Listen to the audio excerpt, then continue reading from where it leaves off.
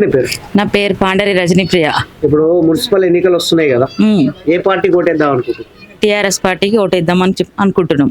ఇప్పుడు ఎందుకు మరి టిఆర్ఎస్ పార్టీకి వేద్దాం అనుకుంటున్నాం? అందులో టిఆర్ఎస్ పార్టీ అభ్యర్థి గుంటుకు రాజన్న అన్ని అభివృద్ధి పనులు చేపడుతుండు కాబట్టి మాకు ప్రతి సమయంలో అందుబాటులో ఉంటుండు కాబట్టి తనకి వేయాలని నిర్ణయించుకున్నాం ఓటు. గతంలో కూడా గెలిపించినట్టున్నారు. అవును, 19వ వార్డు సభ్యురాలుగా గుంటుకు శిరీషారాజుని ఎన్నుకున్నాం. ఇప్పుడు కూడా వాళ్ళని గెలిపించుకుంటాం. ఎందుకు?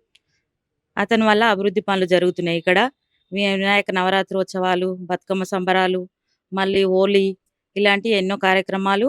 మళ్ళీ మనకి ఏదన్నా అవసరం ఉందన్నప్పుడు గుంటుకు రాజన్న వచ్చి మాకు ఆదుకుంటాడు, సహాయం చేస్తాడు కాబట్టి దానిని ఎంచుకోవాలనుకుంటున్నాం.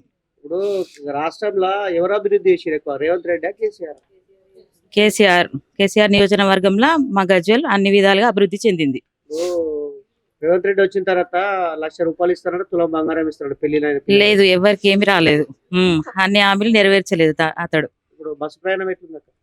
లేదు, మేము వెళ్ళట్లేదు బస్ ప్రయాణం. ఫ్రీ బస్ పెట్టింది. అవును, కానీ అదేమి బాగాలేదు. అది ఒక్కటి మాత్రం అమలు చేసిండు తప్ప వేరే ఏమి తను ఇచ్చిన హామీలు నెరవేర్చలేదు.